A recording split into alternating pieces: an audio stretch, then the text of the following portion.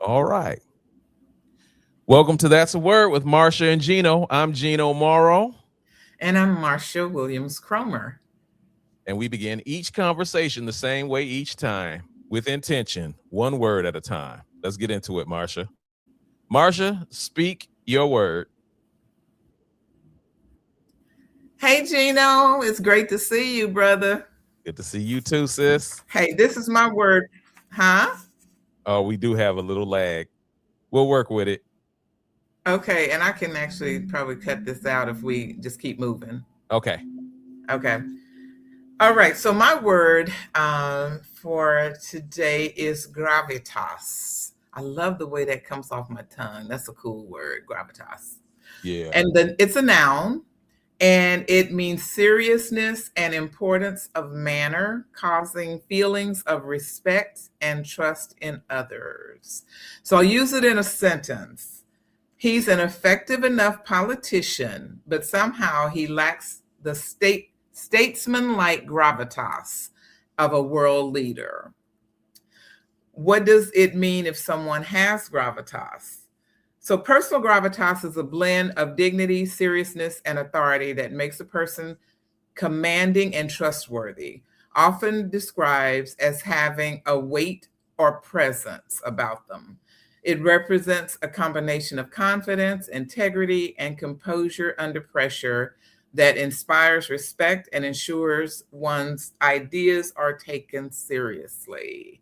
I love that word. And here's some key elements like composure, style, staying calm and collected under pressure, active listening, listening more than speaking and not interrupting. That is something I'm always trying to work on myself. Confidence and conviction, speaking with clarity, authority, and passion. And also, someone that we would consider a person of gravitas also exhibits integrity. Wow. That's my word. How you like it? I'm still in it. I like Yeah, everything. yeah, I like yeah. everything about it. I like. It almost made it intimidated me at first. It made me have to check myself and go, do I carry gravitas? Well, I was like, I think I do. I like that word. I know, right? And to your point, I think that when we search for words, they just take on so much color. So, like Mhm. when I saw that word gravitas, to your point, it's a word I've used before, it's a word I've known before, but I just wanted a word that was resonating with me like right now. And first of all, to your point, I think as you hear that word and hear what it means and hear like what it encompasses in Mhm. terms of your personality and your the way you walk through the world, Mhm. it's one of those things. It's like, okay, kind of a litmus test. Okay, am I checking these boxes now? And I Mhm. think you could be a person of gravitas and not have all those qualities all the time because we are human. I One feel of the things that I also, read, I guess it just kind of grabbed me because of the world we're living in right now. yeah. And one of the things that it says is that a person of gravitas is also someone that really exhibits what it is to be a true leader. And that is something we're lacking, I think across the board. It doesn't matter what party, affiliate, not any of that. I think just leadership is something that, we are all lacking. And then I had like these feelings when Jesse Jackson passed away. Mhm. And I have known about him all of my life. I have known that Jesse Jackson was in the world. I Mhm. have watched him, run for president, and really the first African American that was a major, person on the party. I know Shirley Chisholm before that, Mhm. but I was just I've been able to even meet him a few times. Mhm. So then I started thinking, who's next? Mhm. Who's next, Gino? Well, you mean in terms of that may be leaving us transcending No, no, no. or Who's stepping up who's to the plate? who's stepping up? That's what I Oh, mean. what a great question. I think that what we've observed from history requires all of us to step up. I agree. Totally. In fact, we're in too much trouble now for it to, for us to look to one person to be a savior, We've learned. And perhaps that's the beauty in what's going on now, is that those of us who did not feel empowered, or that it was even required for us to step up, because they got it, it's just the same thing every 4 years or whatever, every 2 years. But I think what everybody's seeing, everybody's paying attention to, now makes us recognize, you have to be a more serious person right now. Yeah. And what we're battling against is a world of frivolosity. Mm-hmm. A friend of mine had called me a couple nights ago and said, hey, I know we hate the Tyler Perry stories and shows and stuff, but my girl said, I watched, it's Joe's college road trip. So Uncle Joe's going on a college road trip. Oh my God.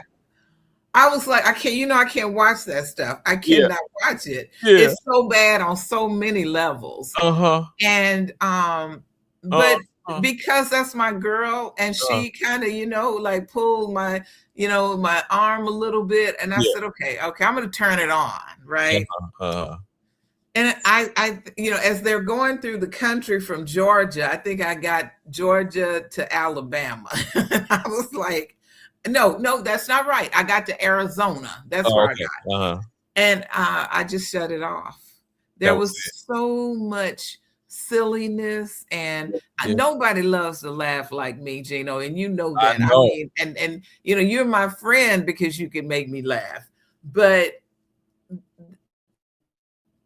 I can't use my time that way right now. I think that, Huh? No, go on. We got a slight lag, but when you're done, I have a response for you. Oh, okay, cool. So, I was just like, we're in a world now that we don't have the luxury of being unserious people. Yeah. And I think it I was like, in this day and time, this is what you're giving us? Really? Fact. So Marcia, when you sent me the video via text message, and I saw who it was about, I was like, I'm not even watching it. I can't watch. I don't know what.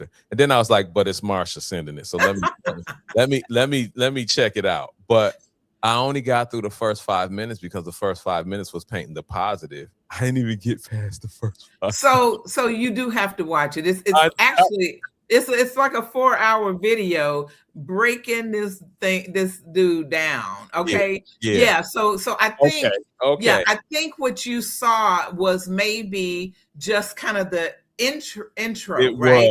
Now check this out. Just for those who are watching, the show that I shared with Gino is by a YouTuber named FD Signifier. Just a really, really bright brother. And I enjoy his show. I enjoy his discourse, right? Mm-hmm. Well, he spent 4 hours talking about really media in general, but specifically Tyler Perry and the disservice that he does to our community on so many levels. And I encourage you to watch it. I learned a lot. I still respect Tyler Perry on some levels because of what he's been able to accomplish. But in this time and day that we're living in, I think we need some things that encourage us to be more serious. I agree. And so let me say first and foremost, for shortchanging you on watching it, but I had a busy week to my defense. Shortchanging you on watching it. I had that first 5-minute response and I was like, oh, I can't watch this dude. I can't watch it. Even if it's positive about him, I'm like, from what I feel and what I've experienced. But let me say this because it's interesting as we circle back around to your word, gravitas. It's interesting how this system that we live in can project the image, can present people with gravitas. Like it can present people not worthy that we probably would spend time with and go, nah, I ain't trying to hang around that cat. Yeah. But the Yeah. way they're presented to the public gives them an appearance of gravitas, that respect, integrity, that commanding presence, that forces or compels people to pay attention to them, you know, and how you can build that characteristic within people through media.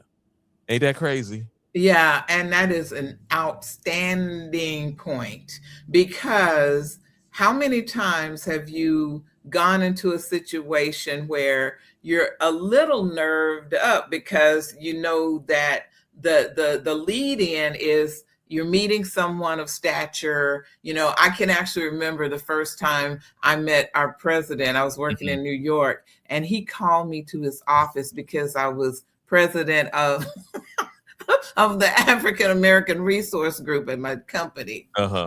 And he happened to be a Black man. And everything I ever heard about him was like, you know, we got to revere this guy. This is an amazing feat for us, right? I was so nervous when I went in there. He asked me, okay, Marcia, let me know, what's the state of the African American Resource Group? And I was like, state? No, you didn't.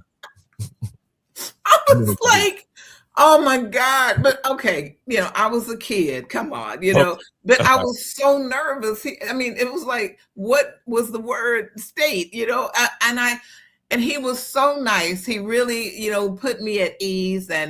But here's the deal. Even what I found out is, like, he knew it was important to have it, which is why he wanted to talk to me. But I invited him to be a speaker, you know, for the group, you know, where he could come and meet everybody and let them meet him, whatever. He could never find the time to do it. Never could find the time to do it. He was the CEO. So I went to the COO, who happened to be a white guy. And I invited him because it was my job to get, you know, folks in front of our team that could motivate them, encourage them, talk about, you know, career paths and, you know, what he did to get where he is and what we can do, that kind of thing. White man signed right on and showed up. Okay. And then the brother found out that the white dude had been there. He calls me and says, so I've got some time. When is your next meeting again? I'd like to be there. And we actually were going to be in the city, actually in New York City. Yeah. And he came, but you know what? He lost some gravitas. With me on that. He really did. Let me ask you a question. And I love how you brought that to your word. I love that. Was he politicking? In other words, was he trying to negotiate his Blackness to not over leverage it, so he stayed a little distant until somebody made it safe for him? Somebody white made it safe for him? No, I think the white man shamed him. I really do. I think he shamed him, and I think that's why he came. I had asked him a couple of times. I had talked with his admin, you know, told her the dates and all that. Yeah. I asked that white man one time, and he came. He showed up. Yeah. And I think, you know, on some level, he was minimizing us because he didn't want it to appear that, you know, he was showing favoritism, you know, being the Black CEO. Shame on you, brother. You gonna let this white man show up first? Okay. And you know what? It was never the same for me anymore. You know, it speaks to the risk that we take being in corporate America, though. Like, you can never live in the full gravitas of your Blackness. You always are negotiating your Blackness for white comfort in corporate spaces. And I could tell he felt some kind of way that the COO got there first. I think that made him feel, you know, like he let us down, and he did. Yeah. And he definitely let me down, because I I wanted You to cheer for him. yeah, I that's right. wanted to, lift him up. I was excited to get him in front of the African American, team members at his company. Yeah. But as it turns out, I recognize that this is a guy who had a lot of great skills and was able to ascend to that level. I don't care. Yeah. I don't care. Nah, Yeah. I'm good. I heard a quote, and I'm gonna screw it all up, but try and roll with me. It says something like, "Weak men, no, strong men create easy times. Easy times create weak men. Weak men create hard times." I like that. And it comes to mind because when you ask the question, who's next, meaning who's going to step up into leadership next, and we sort of touched on the idea that we are all going to have to step into a leadership role. I'm watching the pendulum destabilize the stronger characteristics of mankind, of humanity. Like, we're losing integrity, we're losing leadership, we're losing, like, you look at what's going on today, it's a great deal of instability, and the reputation and images of people who like believe in upholding justice, who believe in upholding equality, who believe in upholding truth. It seems like it's like secondary. Truth is almost like the lie is more believable than the truth is, and people tend to shun truth these days more than they embrace it and adhere to it. And the reason why I mentioned the quote before I kicked off this little monologue that I'm on is that, like, the pendulum is over there right now, but I think when in observation of all of this instability, there are going to be people who honor, like the people who really respect and honor truth and justice and liberty and equality and all of those good things, integrity. They're going to start surfacing up, but it'll be like in family, in community. It'll be like not in the places where we've grown to distrust the representation of folk, like corporate spaces or Yeah. It'll be small, more meaningful local elections right there in your personal community.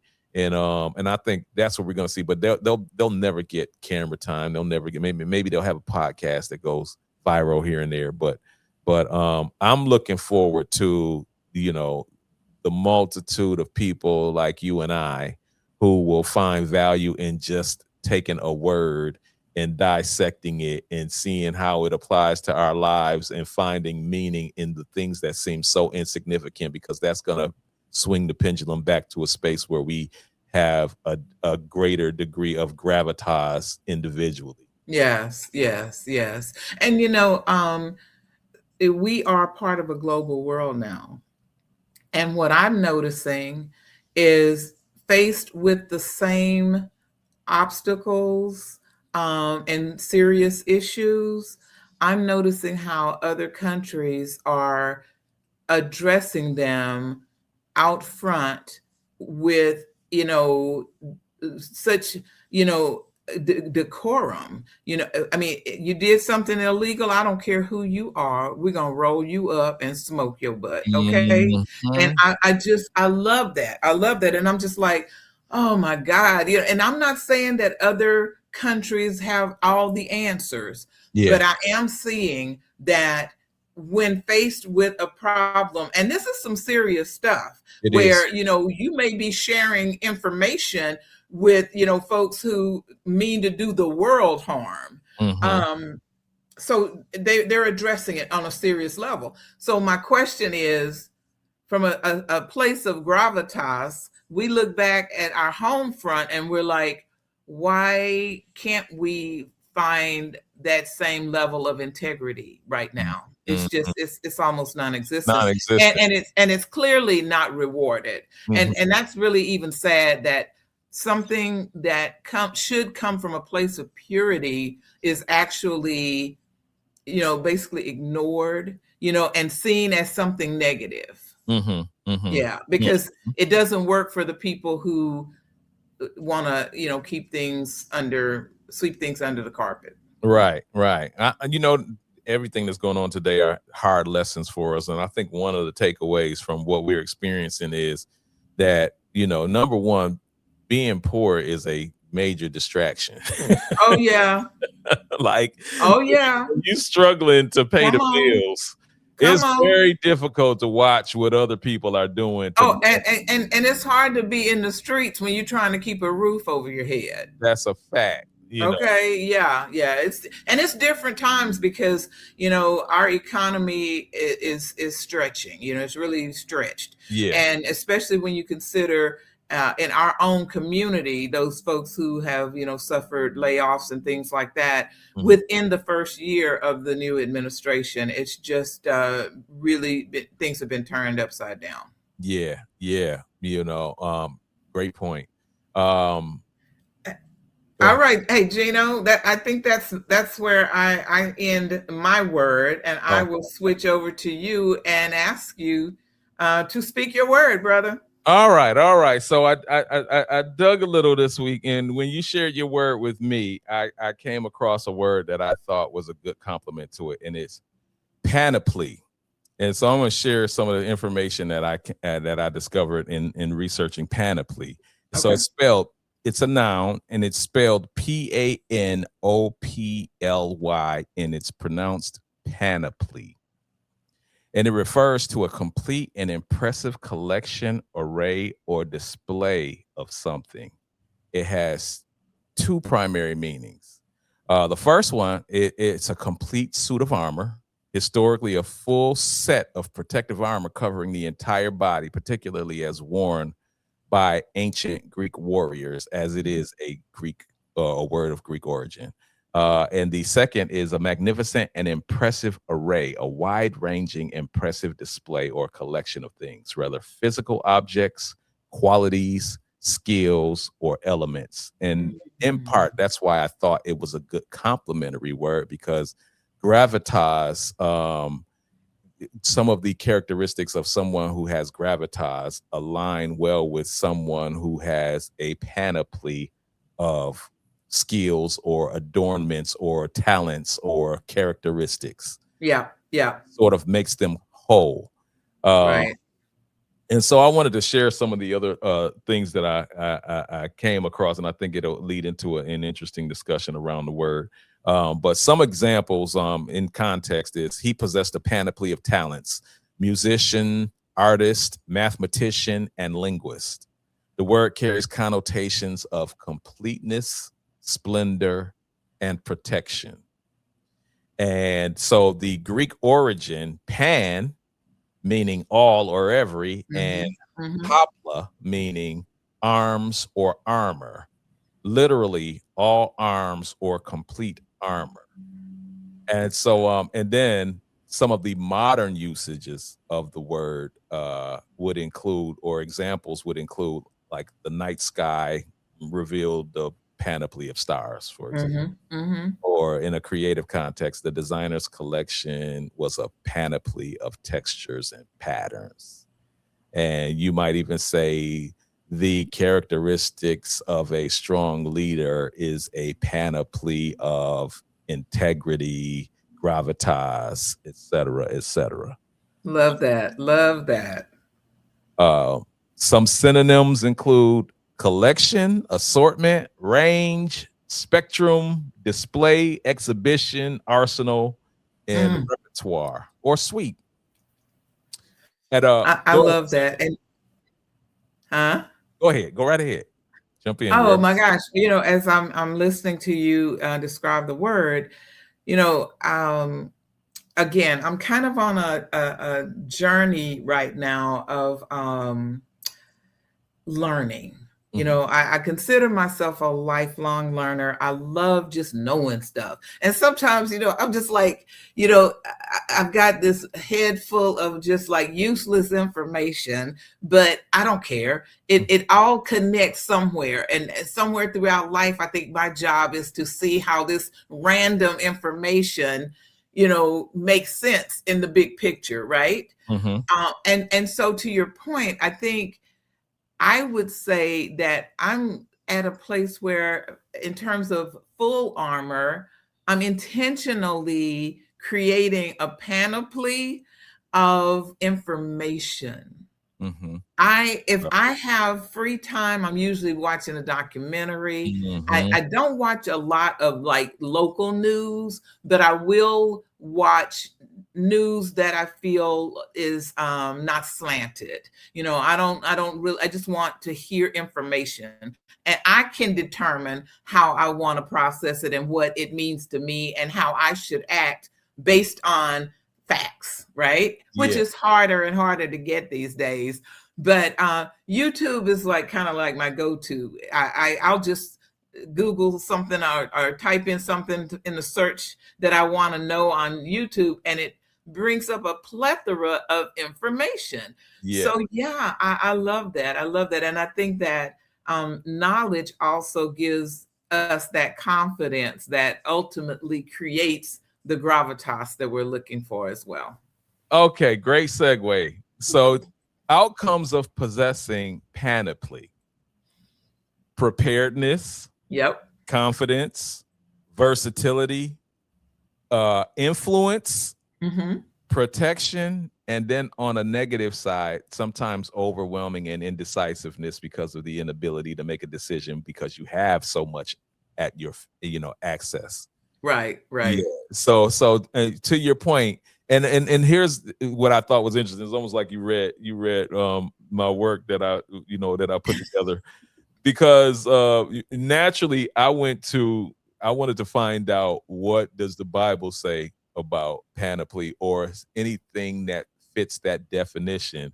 And to your point, here are some of the things that came up, and when I put it in the search engine.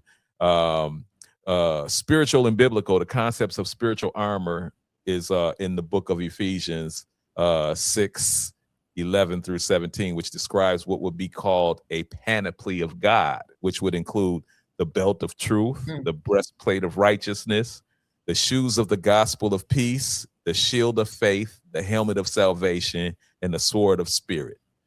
And so as you spoke, you were speaking of how you use information to sort of build your panoply or your armor of intellect and protecting yourself, and I like that. And I know I took that a little bit out of context, but that's what it made me feel when you were saying it.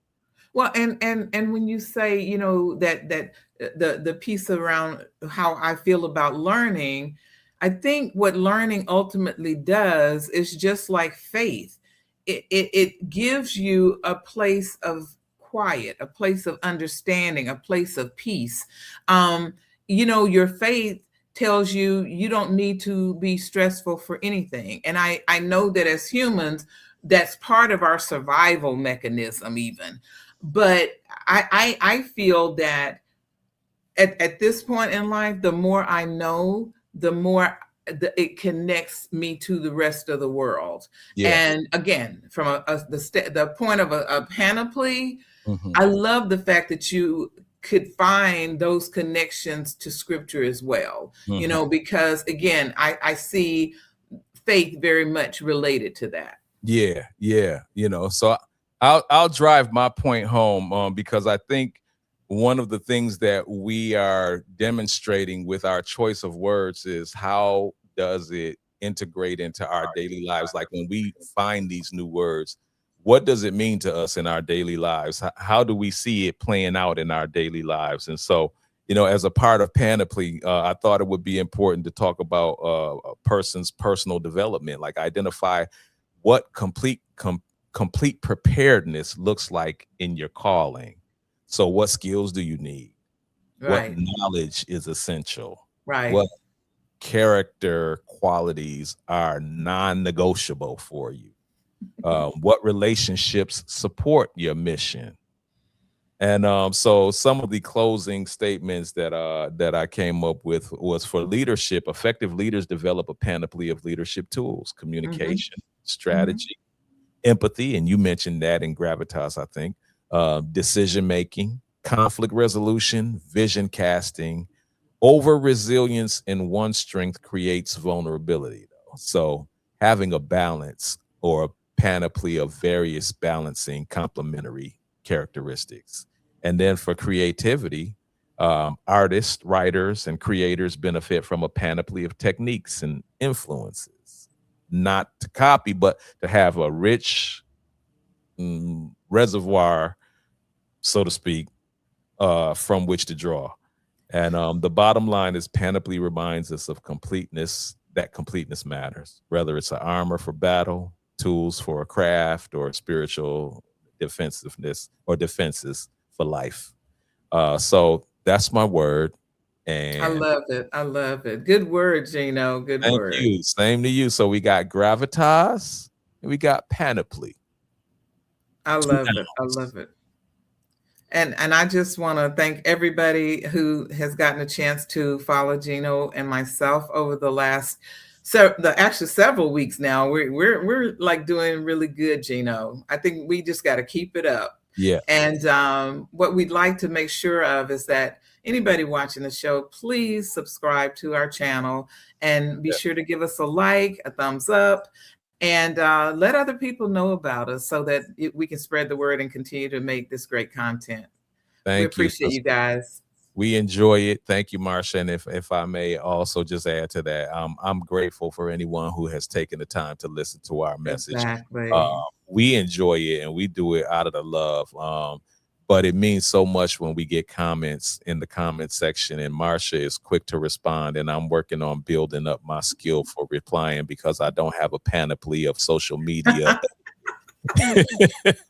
But you know what? Our skills actually bounce off each other. You know, they really make us stronger. Yeah, facts, facts. So I'll leave it at that and just say thank you, Marcia, and thank you, our listening audience.